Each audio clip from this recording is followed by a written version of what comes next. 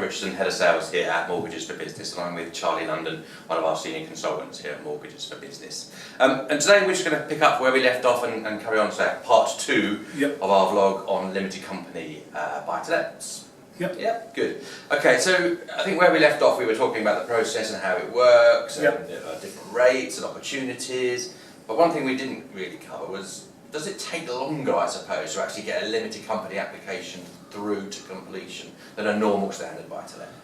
That's a good question, and it's one that quite regularly comes up, and kind of the answer is how long's a piece of string, because each individual application is slightly different. What we would say is a limited company one would probably add a week to 2 weeks to your initial underwrite, not much more than that, but if it's a much more complex case, then obviously expect the underwriting to be a little longer. If it's a standard limited company buy-to-let, I wouldn't say it's much longer than a week on your personal name. And I suppose realistically you have to consider that most limited company applications have shareholders or additional directors, or some may well be trading, so there's additional underwriting that has to take place. Yeah, and that's it, and kind of if you go into that at the outset, what I always like to do with my clients is explain the process and explain where the additional underwrite might come and what they might be looking for, and then you find it's quite easy to get it through. One question that was asked, or we covered last time, was, are interest rates more expensive for buy-to-let? But a question we get asked regularly, and I know you get asked regularly, are the arrangement fees higher? And it's only fair that we kind of cover that with our clients, that actually there usually is a slight difference. But how would you answer, are arrangement fees higher for a limited company? Essentially, sometimes, yeah, they can be, but again, it's on the product that you look for. There are fee-free options now, so if you did want a fee-free option, there are fee-free options. They're normally slightly higher in terms of the percentage rate. There is flat fees, so you're looking at your 995s, your 1995, like in the personal world. I suppose the difference comes when there's a percentage of the loan, there tends to be between 0.5% and probably 2.5% of the loan, which is the biggest range, I would say. And on that basis, we would look at whether it's cost effective to pay that higher arrangement fee or to go with a fee-free, and that depends on, again, the personal circumstances and a lot of the time the loan size. So is it fair to say you're kind of seeing the higher, like the percentage related arrangement fees on the more complex deals or more unusual property types? Yeah, you could say that, but you can also say sometimes headline grabbing rate, a low rate with a 2.5% arrangement fee is in to entice you in and have a look at it. And then when you look at it, actually it might be cheaper to look at a flat fee or no fee option because of the size of the loan. But essentially, the more complex stuff can attract the higher arrangement fees, but not always necessarily. So don't get caught out by chasing the headline rate, really. Yeah, exactly. Come and speak to a broker and we can take you through what works best for you. And as we see more and more, people make the decision whether to lend or to borrow, shall I say, in a limited company, obviously having taken the advice of their accountant, can they do this from day one? Yeah. Once the company's set up? Yeah, essentially, and that's another question we get asked a lot of the time. I think I had 3 of them this morning. Is will they lend to a newly formed SPV? Because there's no trading history behind it. And essentially, a lot of the lenders probably prefer that in a way because they're underwriting against the directors and shareholders anyway. And as long as it's got the right SIC codes aligned to the company, then that makes it a bit more easy for them to underwrite. If it's a non-trading SPV, so it doesn't have a trading history, as long as that's registered and we can see it on company's house, then an application can be submitted to a lender. But if it's a trading company, then realistically they want 2 years worth of history before they'll accept an application.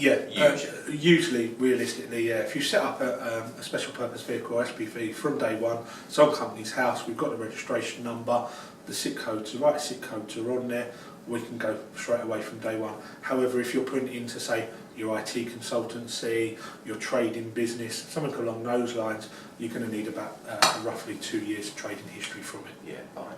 And you mentioned something there about, if it's an SPV, it's the directors that are underwritten. Yep. So what kind of guarantees do the directors have to provide nowadays? So the majority of lenders will ask for personal guarantees. So you would have to take independent legal advice and put in personal guarantees. There is one lender in the market at the moment who doesn't ask for personal guarantees, and that could change. They could come in, or there could be more lenders, but essentially if you work on the majority, we'll offer you to put personal guarantees in place. Okay, fine. And I suppose once the guarantee is sorted out, take the advice from solicitors or accountants to actually make sure it's the right thing to you and the implications of having it. The one side I think the guarantee is unsupported and unsecured, doesn't take anything over your own existing properties, that's fine. In terms of income from the clients, what else is actually required to actually get an application through? It's a limited company, it's not trading. Do they need another income? So again, there are lenders out there that require no minimum income, and there are lenders out there that have 20,000, 25,000, 15. So there's different varying levels. The no minimum income lenders, I would say there has to be an income in place from the director, because they are looking at if there are rental voids, how would you support those rental voids? So there'd have to be some kind of income in there, but there's no minimum income. And others would say, 20 to 25,000, it can be from property or from your employed role, but there will need to be some form of income there. Okay, so the income's fine, and obviously purchasing a property, deposit. So we know the loan to values are the same whether it's personal or limited company. Yep. We can go up to sort of 80, sometimes 85% loan to value. But the source of the deposit, an interesting one for limited companies. What are the options available to clients? So again, like you say, it's an interesting one. You've got your standardised. If you've got your savings in your bank account, okay, that's all right from your personal funds. There's if you've got money in a company account, so accounts, you can do what's called intercompany loans, directors' loans, and there are lenders that are happy to allow you to do that. Obviously, take your advice from your accountant on that, whether that's the most tax efficient way. There are other ways you could make the trading company a subsidiary of the SPV, a shareholder of the SPV, but again, we're brokers and not tax specialists or accountants, so check that out with your accountant. You can go down the route of layered companies. There are a lot of flexible options from these lenders on how you can source the deposit from where you've got the funds. So I'd say, if you've got some ideas, give us a call and we'd be happy to initially have a chat and say, yes, the lender can do this and that lender can do that, but we'd always refer you back to your accountant. Sure. So I suppose, in summary, there's quite a lot of detail in a short period of time there. The limited company market's grown significantly, and lenders are widening their criteria because this is a much more commonplace type of transaction now. But the opportunities to do things slightly differently, like you mentioned with intercompany loans, directors' loans, have to be tailored with the accountant's advice, and the accountant's advice may not always mirror what the mortgage company will accept. So exactly. You as the broker in the middle of all this is where you can really make a difference. So. Yeah, I'd say exactly that. We've had scenarios where my accountant's told me this, which is very tax efficient, but lenders are saying they don't like it. But generally the conversations we have with lenders, they will come back to us and say, well, if you tweak this or do it this way, then it will work, and then we can go back to the accountants. We act as the kind of the broker in the middle, essentially what we're here for. Great, Charlie. Thank you very much. A lot of information to download there in a short period of time.